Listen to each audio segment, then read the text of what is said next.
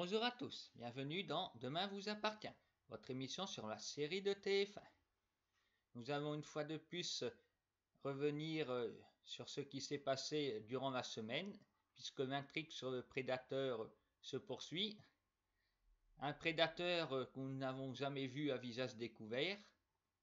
Il avance toujours masqué, je ne pense pas que ce soit en raison du coronavirus, mais que ses activités requièrent pas mal de discrétion. Nous ne savons pas grand-chose de lui. Quelques souvenirs sont revenus, mais c'est un petit peu maigre pour identifier un suspect potentiel. Nous verrons bien à l'avenir s'il y aura de nouveaux éléments. En tout cas, ça a fait 2 victimes en 2 semaines. Et d'après ce que nous avons vu, il y en a d'autres qui seront bientôt... Enfin, il y a eu un repérage, disons. Voilà, alors, ça fait les gros titres sur 7, puisque 2 personnes auront donc, 2 femmes auront été violées par visiblement le même individu, puisqu'il les attendait chez elles. On peut penser qu'il est bien renseigné Amanda Wissel. Marianne, quant à elle, Renaud était parti, alors comment l'individu le savait-il? Un proche du couple peut-être. On se demande bien qui. Bon, cette semaine a été, je dirais, assez ennuyeuse par le fait que Marianne n'a pas été quelqu'un de très réactif, parce que c'est Chloé qui a compris qu'il se passait quelque chose et que sa mère a été violée. Mais quand elle ne voulait pas en parler, c'est elle qui s'est rendue à la police pour le dire. Alors, en gros, ça a stagné, surtout que, bon, elle n'a rien dit à la famille, mais comme Judith est partie en pleine nuit, voilà, ça a inquiété aussi cette ado rebelle qui pourtant savait qu'il y avait quand même du danger. Alors voilà, on peut dire pas mal de temps perdu. Encore un bon point pour Marianne, elle avait gardé les vêtements, puisque c'était dans un sac pour envoyer à la police, mais elle ne voulait pas faire. Après, vu de l'extérieur, ça fait un petit peu bizarre. Je dis vu de l'extérieur, peut-être après, on ne sait pas trop ce qui se passe dans la tête de ces malheureuses. On se dit, bon, mais elle était au courant pour Amanda, pourquoi ne s'était pas précipité non plus?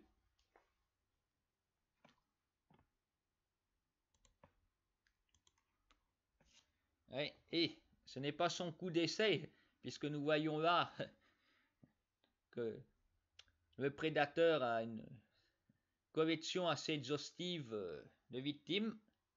Il a mis des dates en plus. Alors pas mal d'objets. À chaque fois, il prend quelque chose en souvenir. Ce qui semble écarter la piste d'une vengeance envers Maxime, parce qu'il y a plein d'autres femmes qu'on ne connaît pas. Au départ, je me suis dit, Maxime, l'hôpital, on peut penser que c'est pas ça. Sinon, on pourrait toujours soupçonner autre chose, pourquoi pas le frère de Semsa aussi, ou sa bande, qui en fait irait violer des femmes dans le but après de tuer Semsa et que ça passe pour un accident. Mais là, bon, cette petite collection malsaine tendrait à prouver que ça n'a rien à voir, surtout que la police a su que l'homme avait déjà sévi à Montpellier par le passé. Visiblement, il se déplace beaucoup dans le sud de la France, dans le pays, peut-être ailleurs. Et Montpellier, ça aussi. Là-bas, il y a le feuilleton de France 2 dans cette ville. Ce serait bien un crossover qui aille sur place enquêter de la police locale. Mais bon, c'est entre les chaînes publiques et privées, c'est pas un grand amour. Alors, je pense pas, mais Montpellier a été cité. J'ai retenu ça. tout comme Montpellier a aussi cité 7 cette semaine. Il y a pas mal de liens entre les séries. Dans les deux, il parle aussi d'un voyage à Rome. Il m'a dit tiens, on se copie, c'était le même scénariste.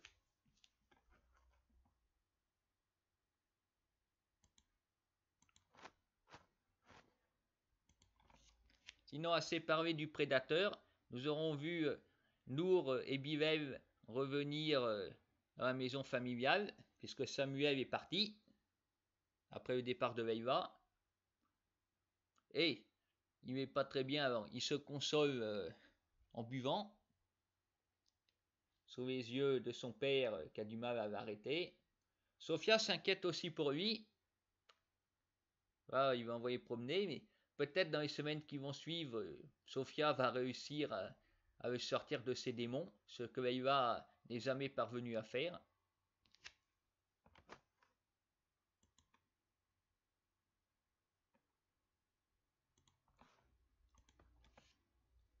Céline Moreno, nous aurons vu Christelle organiser des séances de marche nordique.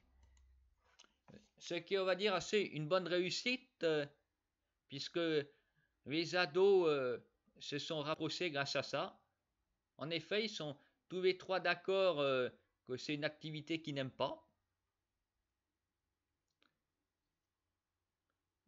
Donc, c'est plutôt une rébellion avec les parents qui semble s'envisager.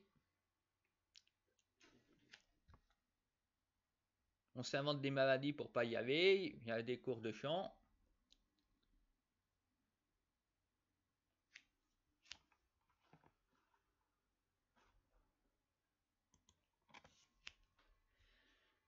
Nous aurons vu Bart et Gabin décider de s'associer puisqu'ils ne trouvent pas de travail. Et Tristan a tout entendu et puis a la solution pour eux. Il leur propose de reprendre le food truck.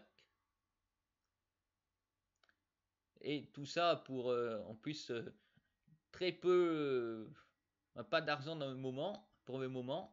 Plus tard, Tristan a quelque chose, il leur laisse de quoi démarrer. C'est vraiment généreux de sa part. On aime beaucoup Tristan. Et pour ça, l'accusation de la semaine dernière de viol, on n'y croyait pas.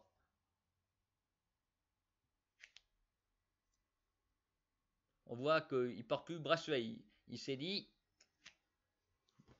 si je veux pas avoir d'ennui, j'espère pour lui qu'il ne mange pas de chewing-gum non plus, parce que Amanda s'est rappelé que l'individu en mangeait. Georges aussi, mais elle ne va pas soupçonner. Comme Amanda, un petit peu plus, je ne vais pas dire de plomb dans la tête, mais elle est remise de ses émotions. Mais il est vrai que, voilà, un bracelet, du chewing-gum, bon, c'est peut-être la voiture le plus fiable.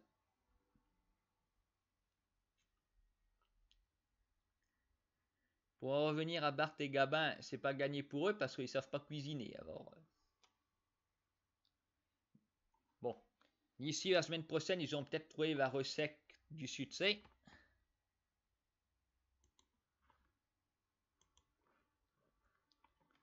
Sinon, en prison, c'est Thomas et Soraya qui ont failli s'embrasser s'il n'y avait pas eu un gêneur. Puisqu'elle va avouer la vérité, Soraya, que pour ce qui est de sortir de prison, c'est loupé, mais il ne lui en veut pas. Il est très heureux de la voir. Faut dire aussi, c'est compréhensible, c'est son seul contact avec le monde extérieur. Lou étant quelqu'un de froid, c'est Soraya qui vient. Alors, Thomas est très heureux, même qu'elle lui a menti, du moment qu'elle revient.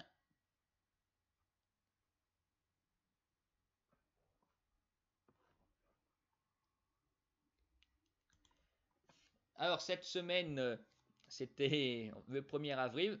On va pas rire parce que, en raison du confinement, l'épisode n'a pas pu être montré à temps. C'est dommage, mais c'est comme ça. Alors, bon. La séquence n'a pas été zappée. C'est bien, c'est surprenant. J'ai un peu halluciné au départ. Enfin, c'est comme ça. Il ne va pas y avoir non plus beaucoup de personnes à sortir dans les rues à causer des poissons. On n'a pas entendu parler aux informations. Et le comique, je pense, continue puisqu'il y a un concours éco-responsable. Alors nous avons vu Manon décider de s'associer avec Timothée. De l'autre côté, c'est Judith et Suleiman qui font équipe. Bon, ils n'auront rien fait, ces deux-là, non, c'est plutôt peut-être le futur couple Timothée et Manon, qui eux sont très actifs. Ils auront embêté leurs proches en relevant les mauvaises pratiques. D'abord dans la classe, ensuite, oui, c'est Victor Brunet qui n'a pas apprécié les initiatives de son fils et de sa partenaire.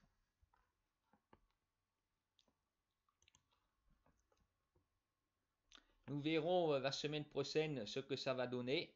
Je pense que ce sera vraiment la partie bien comique du moment. Et ce n'est pas tout pour ce qui est de l'écologie, puisque en effet, Louison a rejoint une équipe de jeunes chanteurs qui préparent un album. Voilà, la Dream Team. Alors je ne sais pas, est-ce que ils vont parler plus ou moins dans le feuilleton? Elle n'était pas en classe au moment du concours, mais est-ce que ce sera l'occasion de chanter quelque chose? Est-ce qu'on fait référence à la Dream Team? Il parle de Greta Thunberg là.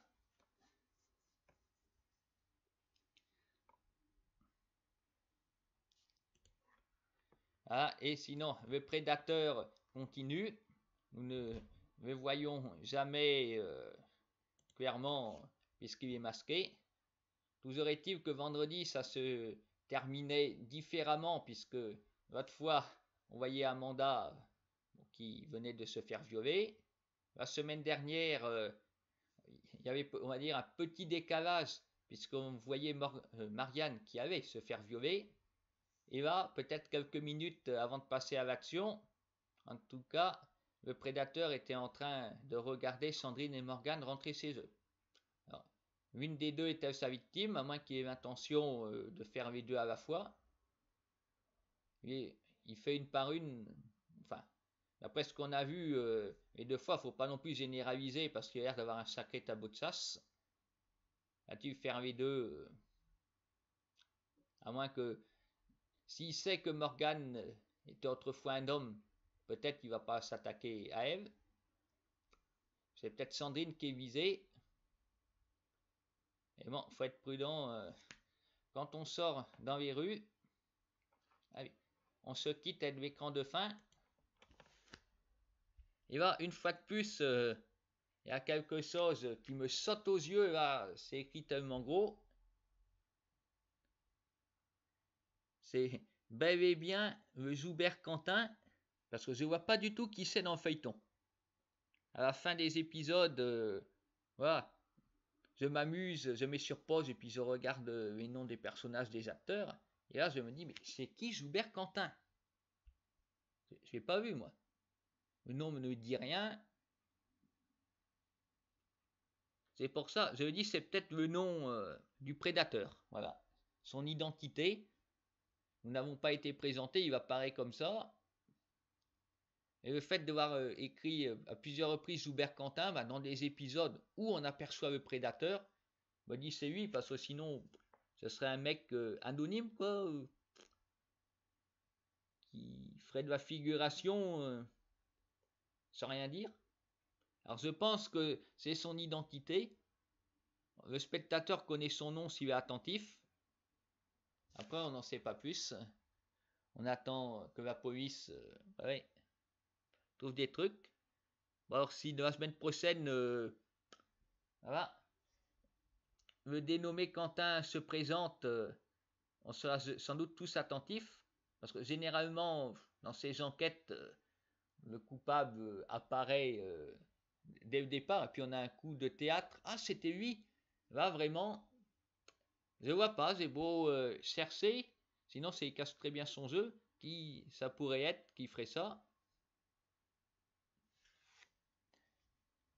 À moins que Georges, qui lui est aussi match du Suicom, Amanda va pas soupçonner.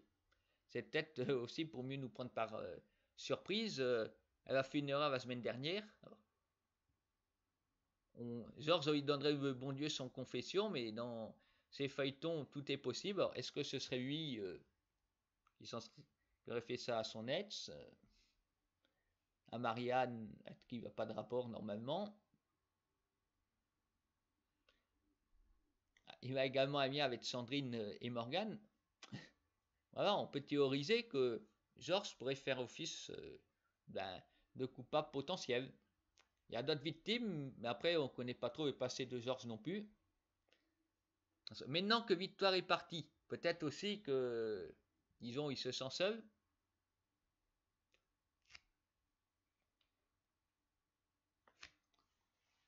Hein, nous verrons bien. Dans ce cas, ça veut dire aussi qu'il est en train d'enquêter lui-même sur son truc. Et je pense à ça parce que, comme il n'a pas été soupçonné pour le chewing-gum, après, je pense beaucoup. On verra bien comment ça va évoluer cette semaine, si c'est un personnage inconnu ou non, quelqu'un qu'on voit d'habitude dans le feuilleton. Je vous souhaite à tous de passer une bonne semaine.